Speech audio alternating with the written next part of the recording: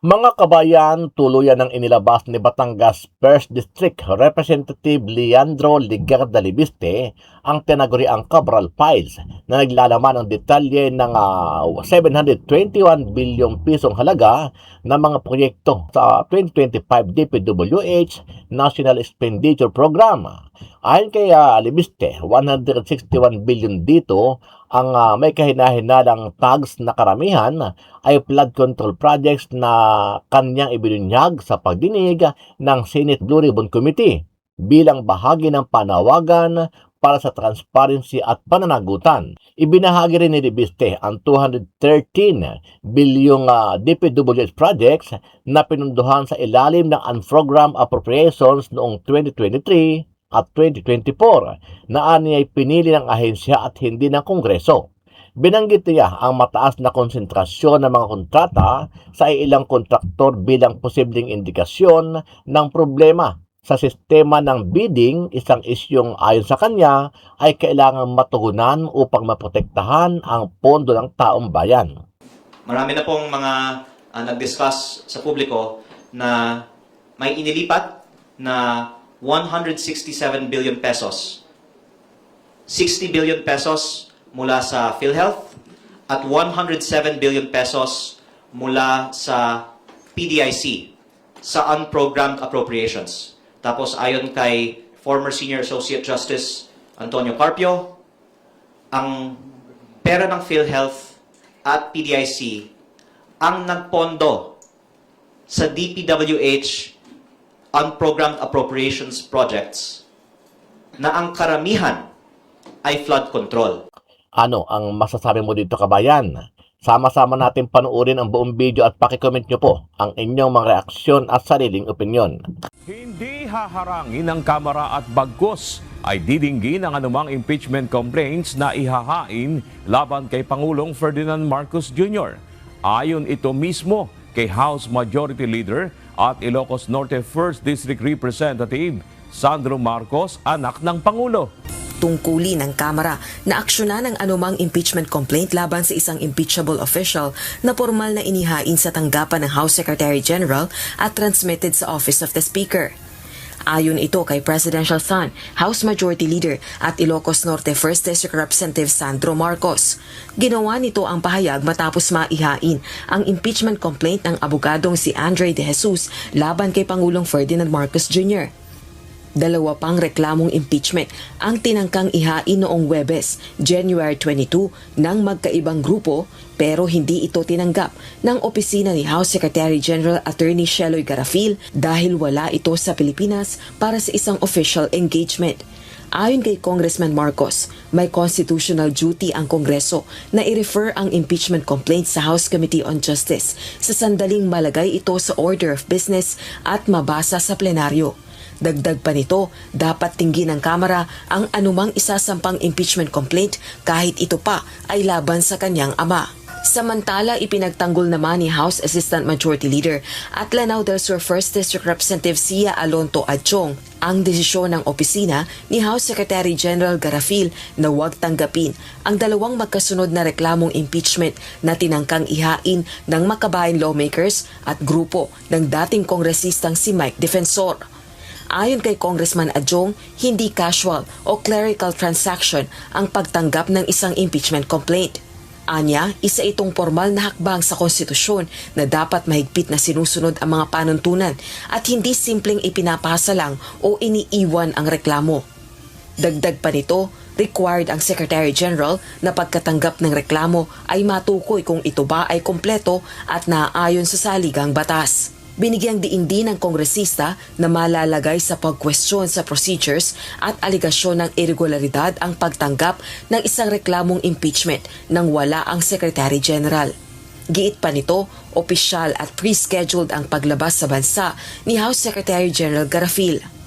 Kasalukuyan din anyang nasa legislative recess ang Kamara kaya hindi maaasahan na kumpleto ang mga tao sa House of Representatives araw-araw at marami ang may mahalagang opisyal na tungkulin na inaasikaso sa iba't ibang bahagi ng Pilipinas o sa labas ng bansa. Sa Lunes, January 26 na ang balik sesyon ng Kongreso at pinangangambahan ng ilang kampo na agad na ma-refer sa House Committee on Justice ang unang impeachment complaint laban kay PBBM na pinaniniwalaan ng ilan na walang batayan at ebidensya. Sa sandaling mangyari ito, wala ng ibang reklamong impeachment na maaaring maihain laban sa Pangulo sa loob ng 1 taon dahil epektibo na ang 1-year bar rule sa paghahain ng impeachment laban sa isang impeachable official. Nagpahayag ng kagustuhan si dating Ako Bicol Party List Representative Saldico na tumestigo laban kay Pangulong Ferdinand Marcos Jr. sakaling umusad ang impeachment case laban dito. Ayon kay dating party list Congressman Michael Defensor, isa sa complainants ng kasong impeachment laban kay PBBM, nais niko na isiwalat ang kaniyang nalalaman sa mga bigayan ng pera, katiwalian sa budget, program allocation at iba pang graft and corruption issue na konektado umano ang Pangulo. Dagdag pa ni Defensor, nagtangka na noon na magsalita si Ko, subalit hindi ito pinagbigyan ng Senate Blue Ribbon Committee. Malaki ang pag-asa ng grupo ni Defensor na papayagang humarap at tumestigo si Ko sa impeachment court. Mabuting malaman din ng publiko kung saan napunta ang pondo ng unprogrammed appropriations. Marami na pong mga nag-discuss sa publiko na may inilipat na 167 billion pesos. 60 billion pesos mula sa PhilHealth at 107 billion pesos mula sa PDIC sa unprogrammed appropriations. Tapos ayon kay former Senior Associate Justice Antonio Carpio, ang pera ng PhilHealth at PDIC ang nagpondo sa DPWH unprogrammed appropriations projects na ang karamihan ay flood control. Kaya ayon kay former Senior Associate Justice Antonio Carpio, ang pera ng PhilHealth ay ginamit sa flood control. Pero mga karamihan lang po, mga 60% DPWH projects ay flood control. Ang iba po ay mga roads at slope protection at iba pa. Ang iba pa ay multi-purpose buildings. Para sa bleacher ng swimming pool na sa aking palagay ay many times overpriced din po. Kung titingnan ko lang dito yung billboard, nakalagay dito 47,990,400 pesos na swimming pool na joint venture between Frandel Construction and Development Corporation and VR Patron Builders and Developers Corporation. Ito din po ang mga kontraktor ng mga substandard at nasirang mga flood control projects sa aking distrito. Ako po ay nagkakalap din ng maraming ebidensya tungkol sa mga substandard projects sa aking distrito at itong dalawa po ang may pinakamarami actually. At consistent with that, marami din pong mga overpriced na mga projects.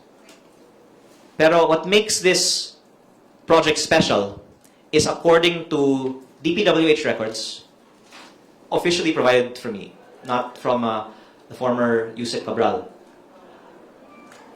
This was told to me by the DPWH to have been funded through unprogrammed appropriations. Kaya ang tanong ko sa ating dating secretary ng Lunes, paano pinipili ang mga proyekto na pinopondohan ng unprogrammed appropriations? Dahil sa palagay ko, kung lilipat tayo ng pondo mula sa PhilHealth at PDIC para sa implementation lang nagkakamali.